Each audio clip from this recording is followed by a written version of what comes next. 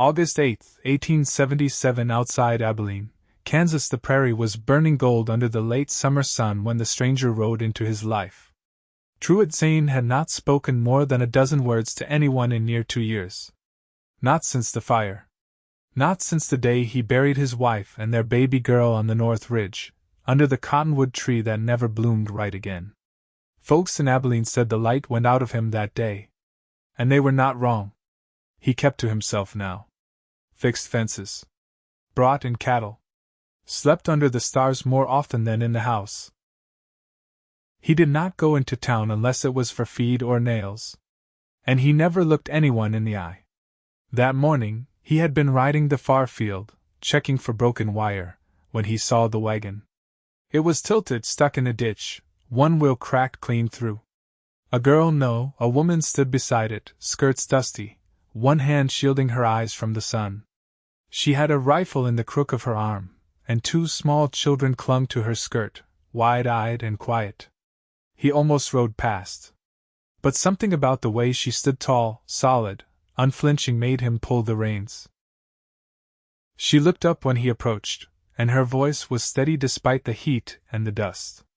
"You know how to fix a wheel?" Truett nodded once. He dismounted, tied his horse to the fence post, and went to work in silence. The boy, maybe 6, had dark hair and a wary gaze. The little girl looked younger, 4 or 5, with a braid too big for her tiny shoulders. They did not speak, only watched him like he might vanish.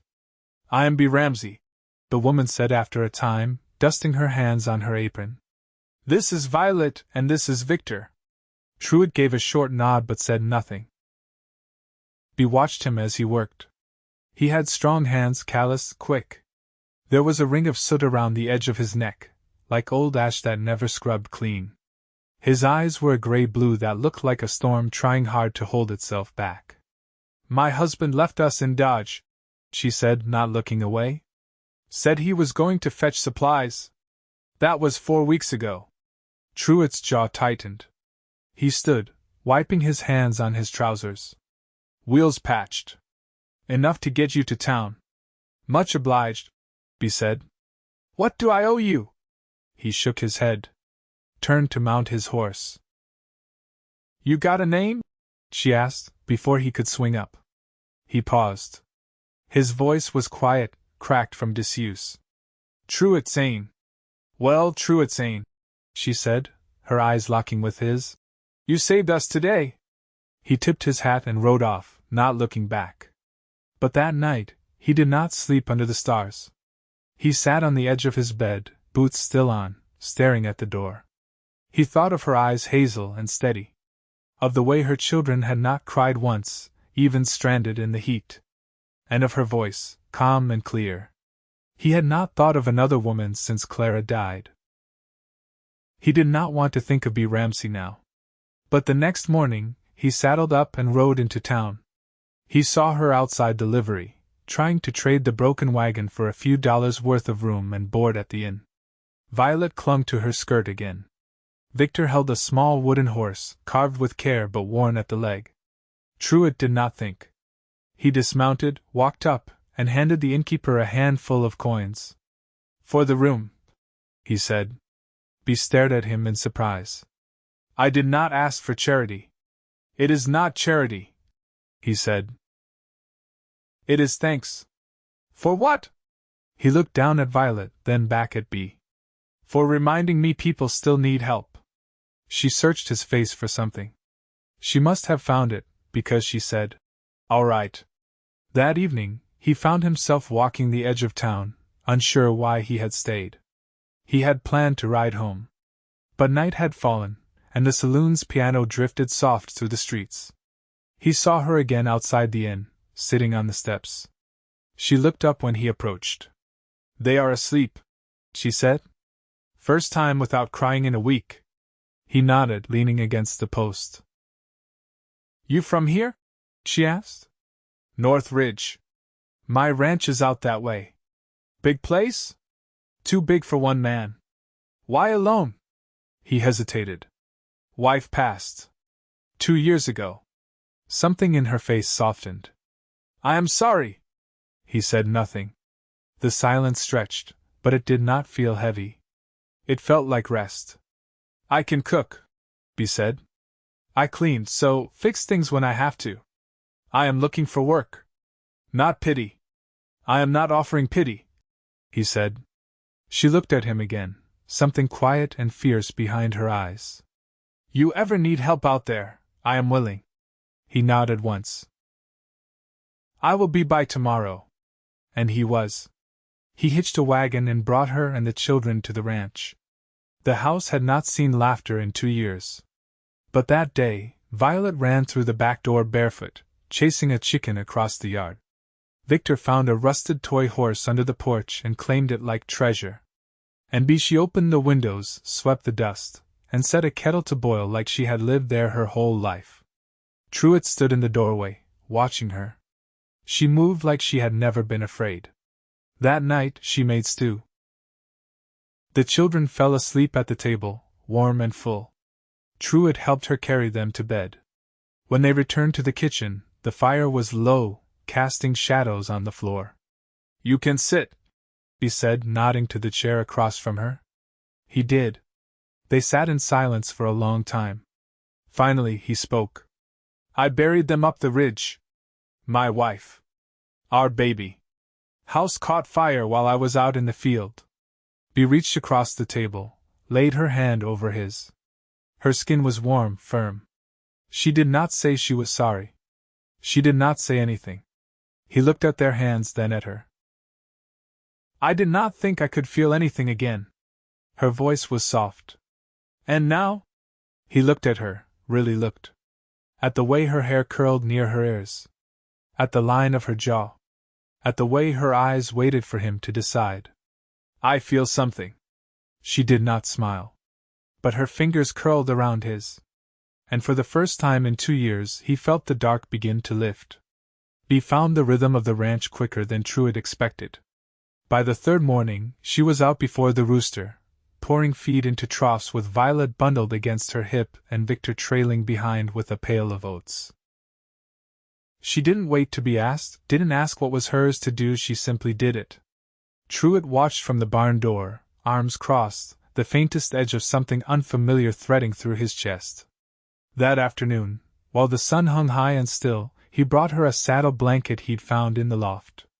She was kneeling in the garden bed near the side porch, sleeves rolled to the elbow, hands sunk into the soil. I can fix the fence near the south lot, she said, brushing hair from her forehead. Victor's been watching how you mend the rails. I noticed. She glanced up. He looks up to you. Truett shifted his weight. I ain't much of a model. Maybe not in words. She stood, brushing dirt from her skirt. But he watches what you do. How you treat people. How you listen. He looked out toward the fields. I've spent a long while not saying much. Sometimes that's better than saying the wrong thing. They walked the edge of the property together that evening, Victor perched on Truett's shoulders, Violet toddling alongside Bea. The boy kept asking about the cows, about the tracks in the dirt, and whether the hawks overhead ever came down close. Truett answered when he could, steady and patient, though his voice still came rough and spare. When the children tired, Bea tucked them onto a pallet in the front room. She didn't ask to stay in the house again, just laid their blankets in a corner where the breeze came through the open windows and kissed their cheeks. Truett returned from the barn and stood in the doorway, watching her pull a quilt over Violet's small frame. Bea looked back, her face lit by the low amber of the kerosene lamp. You always keep a lantern burning at night? She asked. He nodded. Started after the fire. Couldn't bear the dark. She didn't speak. Just set the lamp on the table and turned down the wick a little. Later they sat on the back steps, the porch warm from the day's heat. Crickets sang low in the brush. Where were you headed before things turned? He asked. Bea wrapped her arms around her knees. My mother's cousin has a homestead near Fort Larned. Least she did 5 years ago. Haven't had a letter since the war ended. You think she's still there? I hoped. Her voice softened. But I don't think hope can carry a wagon. No, he said. But grit can. She was quiet a moment. He wasn't always cruel. The man I married. He could charm a room, draw a laugh out of anybody. But when the drink came, so did the mean. I told myself it would pass, until it didn't. Truett didn't interrupt. The air between them felt like something delicate, not fragile, but waiting. When he left, she continued, I didn't cry. Just packed what I could and headed east. I figured I'd rather be alone and free than safe and broken. He was quiet for a while, then said, You're not alone now. She turned her head, met his eyes in the dark. No. I'm not. A breeze passed through the cottonwoods, the leaves whispering like old ghosts finally letting go. In the morning, Bea was already in the kitchen when Truett came in from the barn. She had flour on her hands and a pan of biscuits cooling near the stove. Violet sat on a stool, swinging her legs, and Victor was tracing letters with a stub of charcoal on a scrap of wood. You teach them? Truett asked, taking a seat. I do what I can. Victor's quick with numbers, but Violet's got the ear for music. She hums tunes she's only heard once. He watched her knead dough, sleeves dusted white. You ever think of teaching full-time? Thought of a lot of things, she said. Thought I'd be a dressmaker once. Had a knack for it. But dreams got crowded out. Truett leaned forward slightly. Maybe it's time to make room again.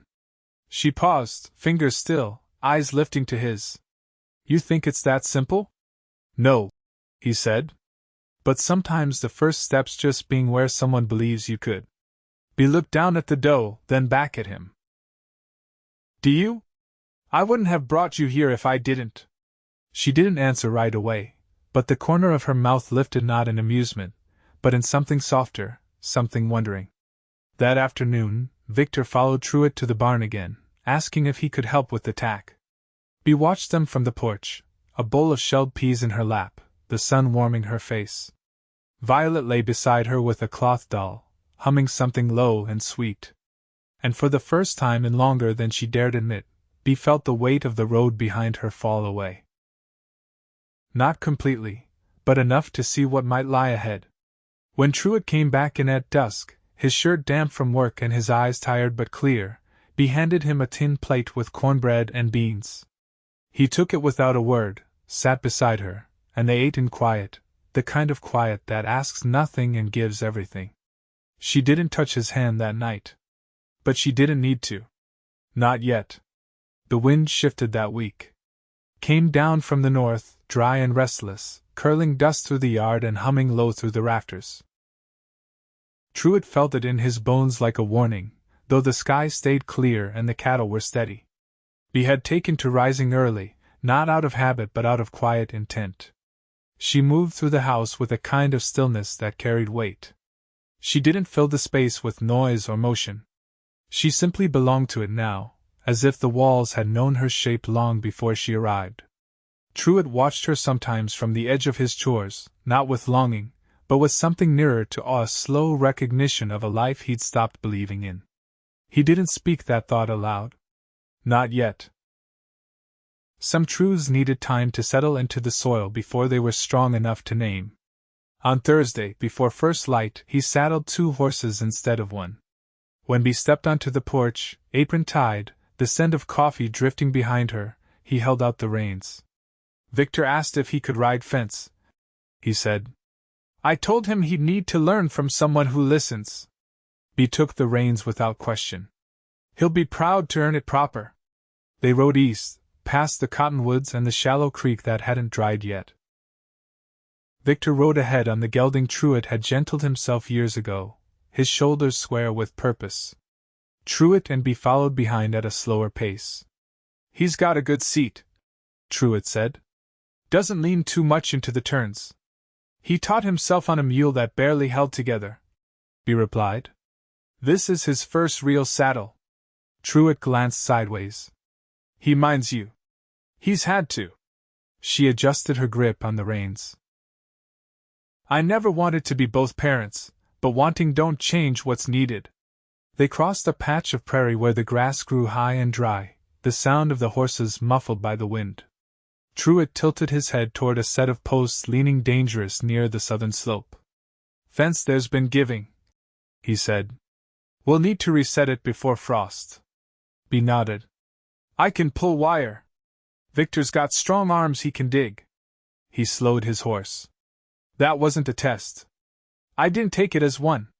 He looked at her directly then, the wind tugging strands of hair loose from her braid. You ever imagined staying in one place? She held his gaze. I used to. Thought it'd be a white house with lace curtains. Now I think it's any roof that don't leak and a table worth sitting at. What about now? Bea looked out over the fields. I think I could imagine it again. They didn't speak after that. The silence wasn't cold, it was full. That evening, Bea brought down an old pair of boots from the loft, cracked but mended at the heel. These yours? She asked, setting them beside the door. Belong to my father, Truett said. I kept them out of habit. She brushed dust off the toe. Victor's feet'll grow soon. He'll need something that lasts.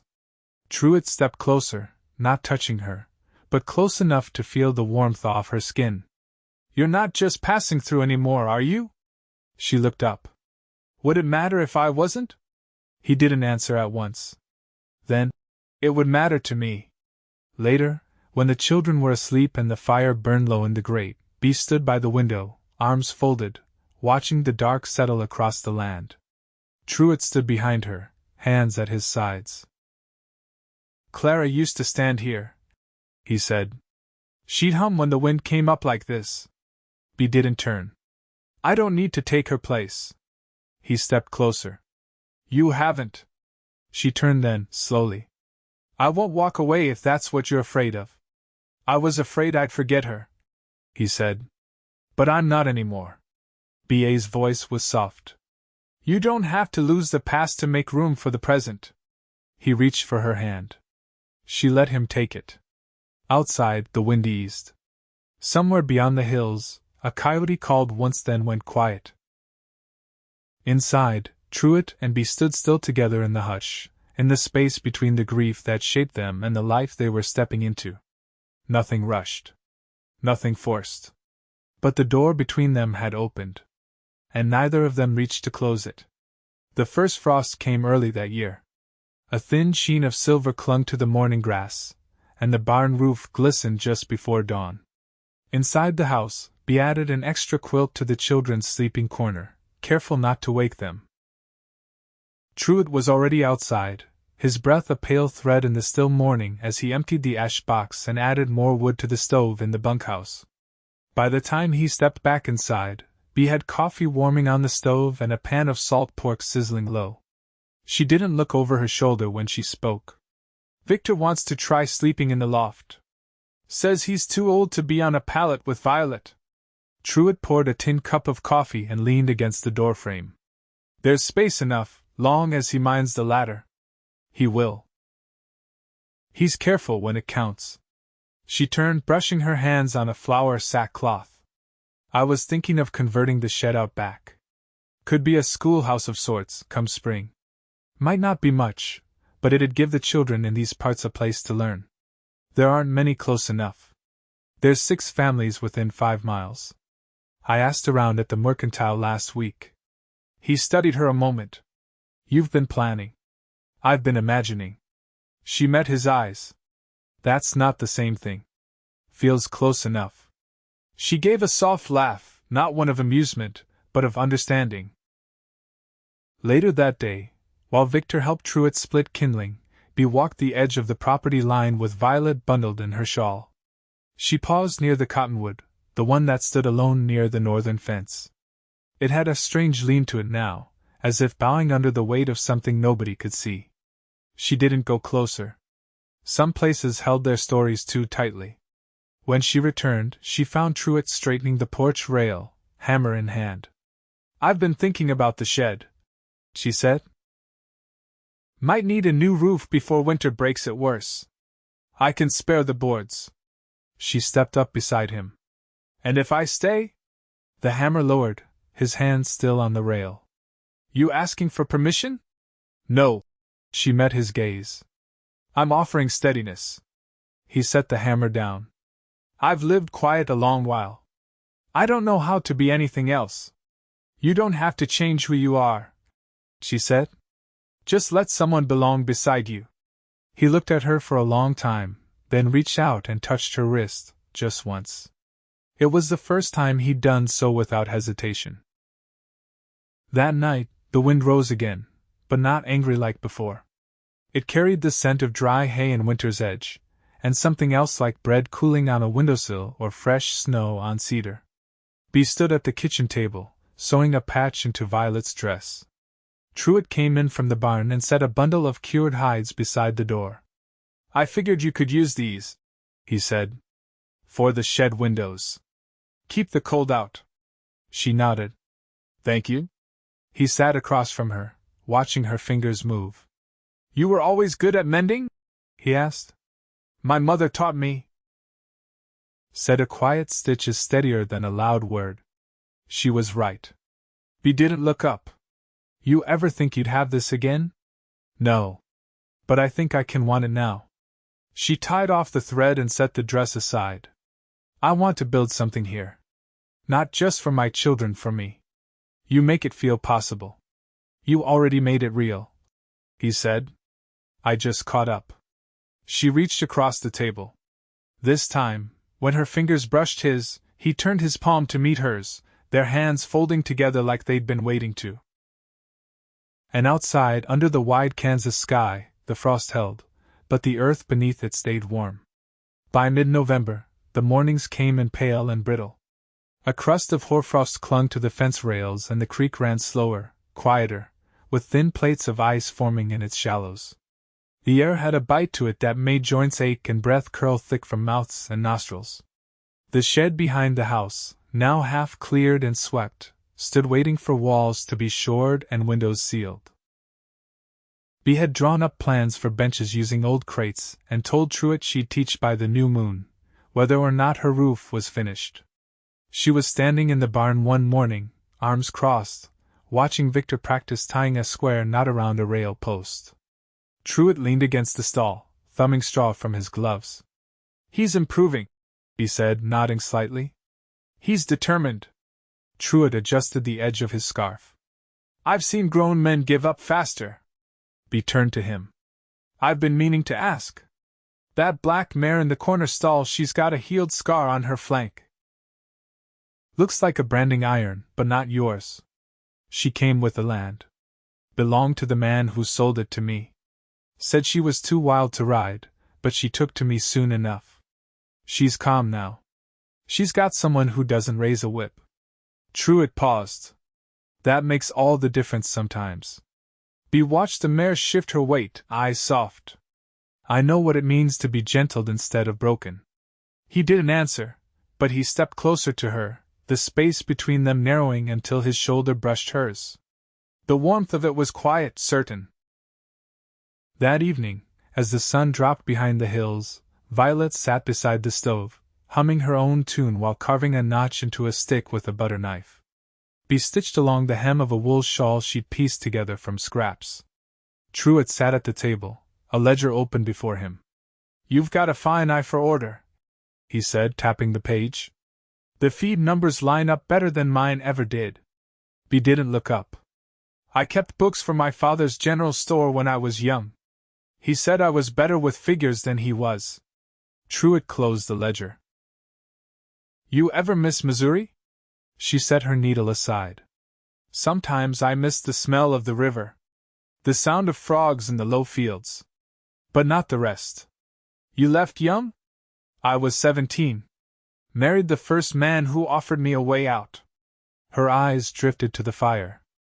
I mistook escape for freedom. You didn't stay gone. No, she said. I just found a different kind of home. Violet climbed onto Bea's lap and curled in with a yawn.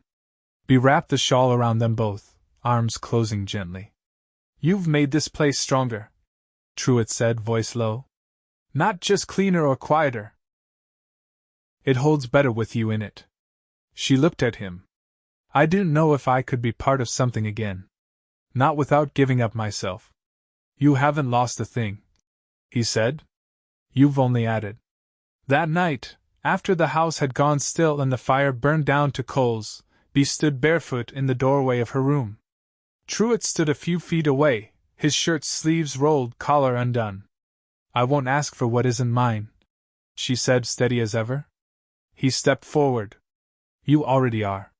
She reached for his hand. He met her halfway. They didn't hurry. There was no need.